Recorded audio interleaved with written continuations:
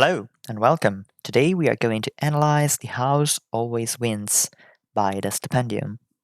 I'll be going over the story of the game that inspired this song, Fallout New Vegas, and we'll talk about the way Mr. House runs the Vegas Strip 200 years after the bombs dropped. Now, I let the song talk. And of course, go and subscribe to the Stupendium. I want to thank them from the bottom of my heart for recommending my last video. Welcome to the Lucky 38. Glad you could make the trip. The crowning jewel in the oasis of the Vegas Strip. I'm Robert Edwin House, the founder of this place of rest, a haven for the wayward. That's to say, if you can pay the rent. Understand that if you try to stop my plans, you'll come to harm. I ensure that every bandit standing here has just one arm. I eschew the grandeur, built a land for all that's free from smarm. But show your hand, I'll flush you out straight down to the farm. In the year 2077, a conflict between the USA and China led to a global nuclear apocalypse. Fallout New Vegas is set 200 years later around the city of Las Vegas. Here, a man by the name of Robert Edwin House managed to rebuild a working society, and it is him that the Stupendium is playing in this song. Welcome to the Lucky 38, the casino in which Mr. House set up his headquarters, as well as the place in which the player first meets him. Glad you could make the trip.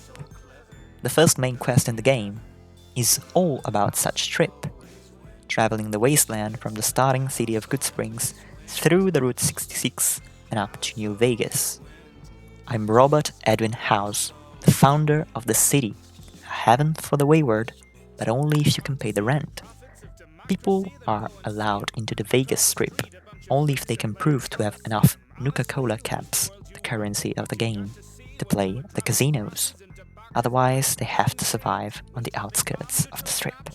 Understand that if you try to stop me, I'll have no mercy. Mr. House reveals his pragmatic nature. His lack of scruples allowed him to get out on top. I ensure that every bandit standing here has just one arm. This is both a threat and a play on words. New Vegas was purged of bandits and dissenters, and yet it's full of one-armed bandits. That is, slot machines. I built a land for all that's free from smarm. He presents his city as full of opportunities, free from smarm. He's proud and protective of his work. But how was all of these achieved? You blunder in and wonder if a bunch of chips can run the strip. 100 twits with guns and clips have tried their luck and lost the bet. I funded it, I'm one with it, so watch your lip or run the risk, cause if you're here to plunder it, you might just end up under can hit them.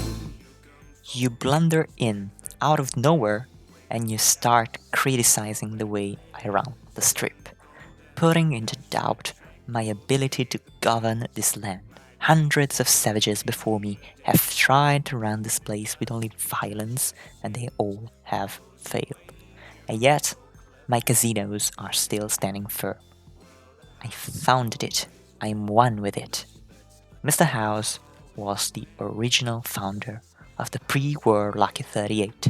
In fact, he's over 200 years old, and only his consciousness has been preserved in a machine inside the casino itself.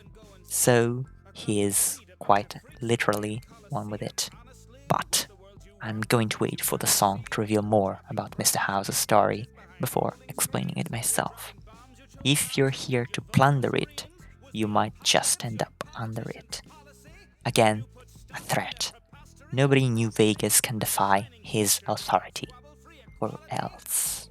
You can fold them, stack the deck and weight the dice.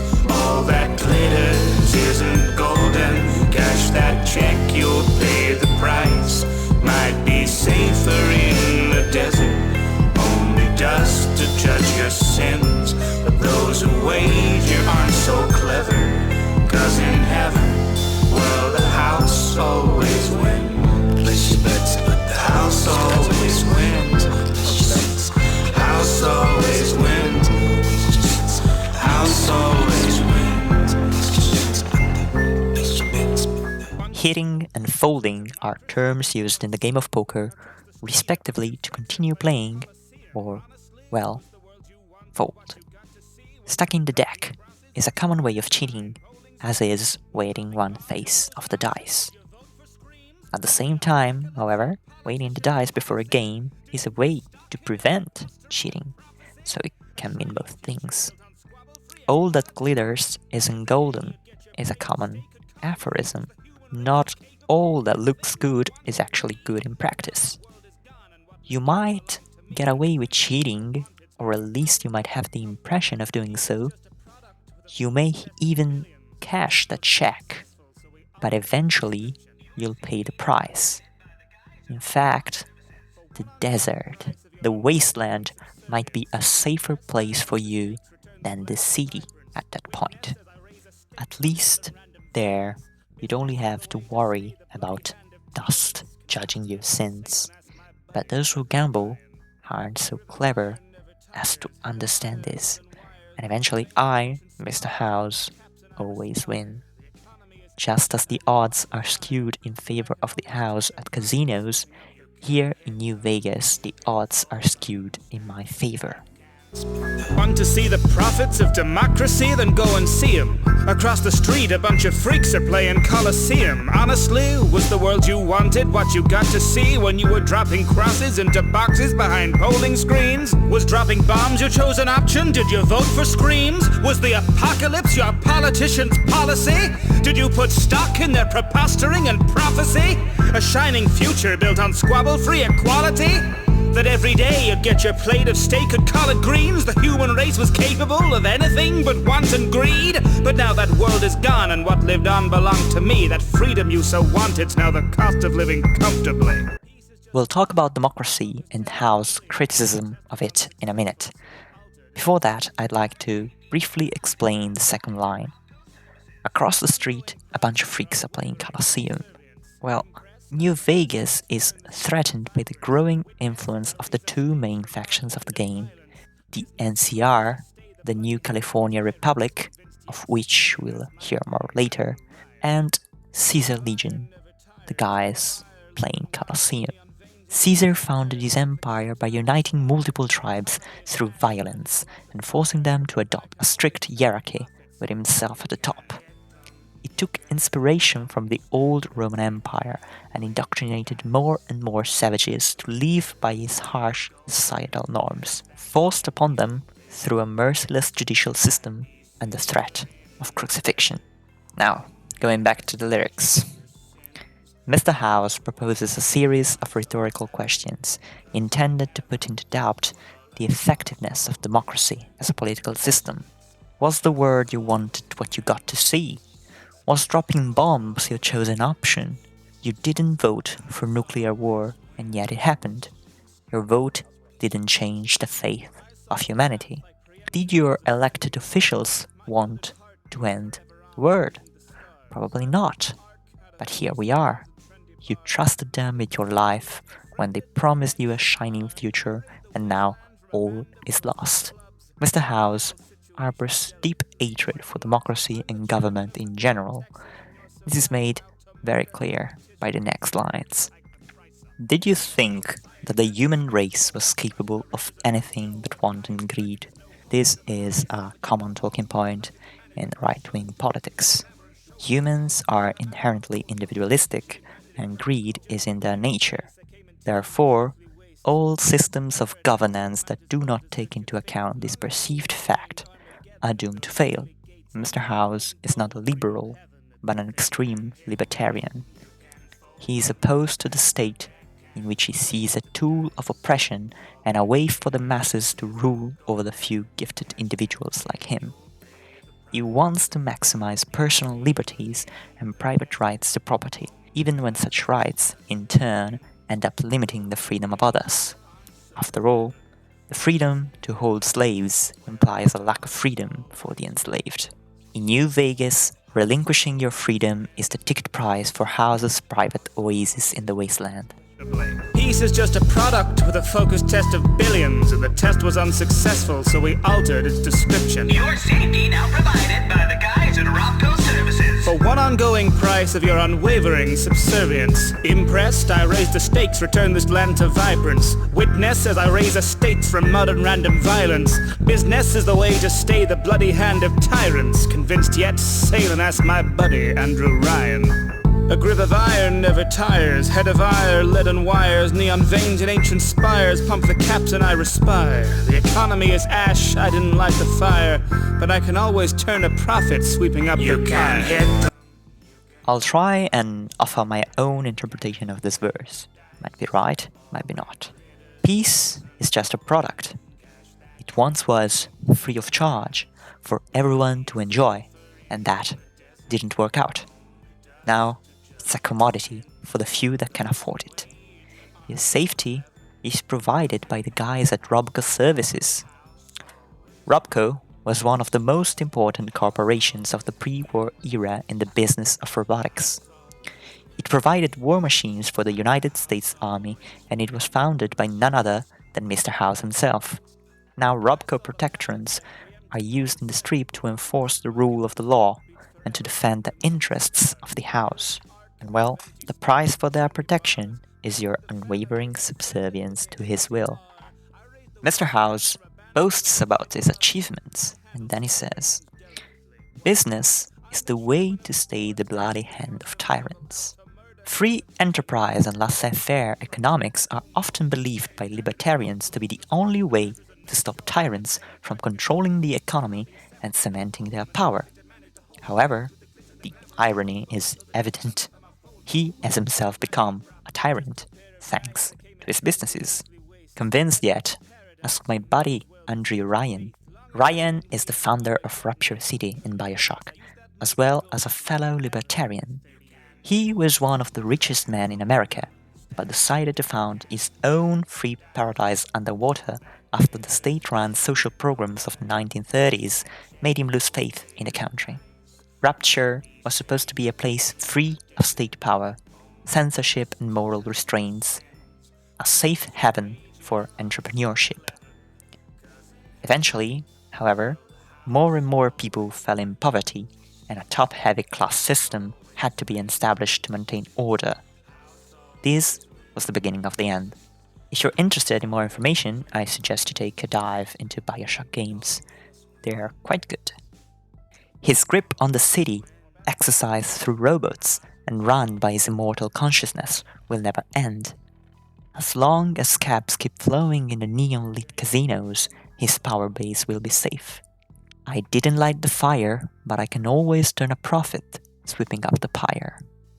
I didn't start the apocalypse, but I can exploit it to turn a profit. The lack of rules and taxes is a blessing, and the misery and desperation of others is a boon for business.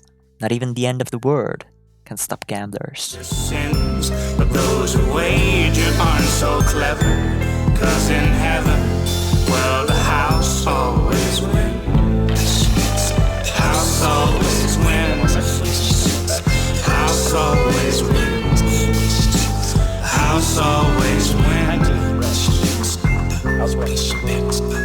I saw the path, I preempted those ascending arms. My gilded heart beats forever on to mend the scars. I built an ark out of empty spas and trendy bars, mended the families, befriended with the NCR. I raised the wasteland from a band of little fight clubs. I handle situations delicately, white gloves. I'm the chairman of the board, taxing on your survival, out to murder competition, then sit back and hike the price up. Here, we finally learn more about how Mr. House actually took control over New Vegas. He preempted the nuclear strikes. He knew that war was coming and had an anti-missile defense system built on top of the Lucky 38. This prevented some, but not all, of the nuclear warheads from hitting the city. My gilded heart beats forever on to mend the scars. He preserved his body on life support in a casket and uploaded his consciousness inside the casino's computer system. I built an ark out of empty spas and trendy bars. There, He waited for the fallout to end before sending out his robots to take over the remains of Las Vegas. Just like Noah's Ark preserved those who were on it, the Lucky 38 was supposed to be a new starting point for humanity and a vault for pre-war knowledge. Howe's intentions are pure, but his methods are pragmatic, and he has little tolerance for those who don't fit in his plans. Mended the families befriended with the NCR. We'll talk about the families in a moment. Before that, I'd like to briefly introduce the NCR. The new California Republic is the biggest and most organized state in post-war America, encompassing most of California and parts of Oregon and Nevada. It is governed through an extensive bureaucratic apparatus and run in a somewhat democratic manner. When the Republic's influence started to grow over New Vegas and the Hoover Dam, one of the most important sources of energy in the region, Mr. House sent his robots to take over the dam. Eventually, he struck a deal with the Republic and left the dam in their hands in exchange for 5% of its energy, which allowed New Vegas to prosper.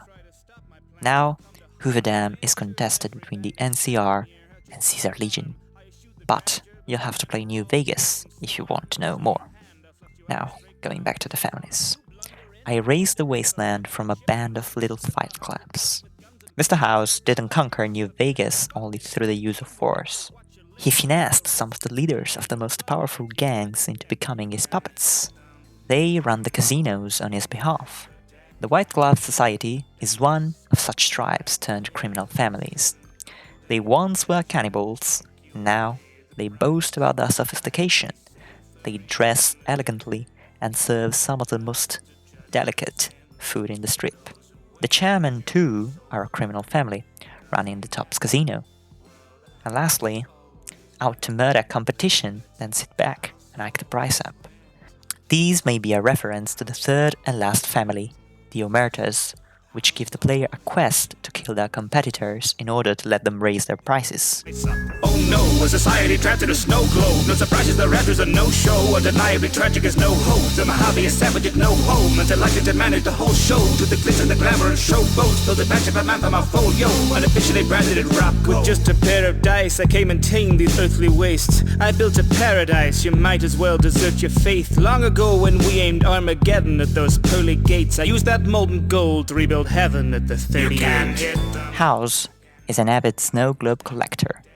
The line also plays on the fact that New Vegas is a closed society, with its own rules and customs, very different from the ravaged outside world. The Raptures are no-show.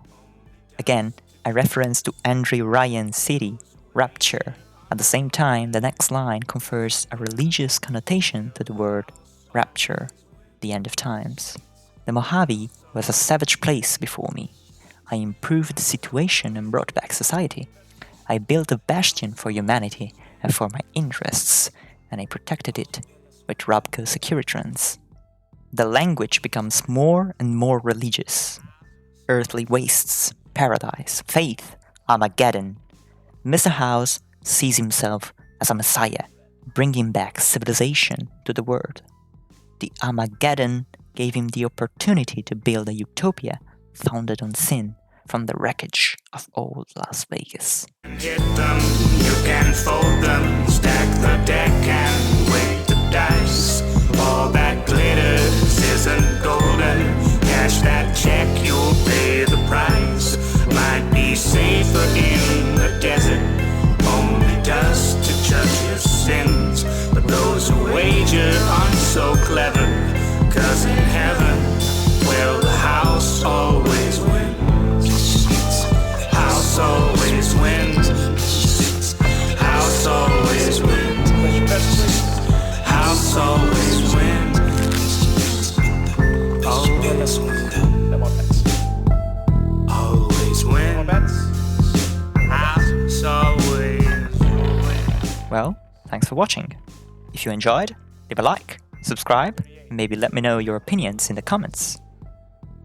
A big thank you to the Stupendium once more for making such awesome content and for the kind comment on my last video. See you soon e alla prossima!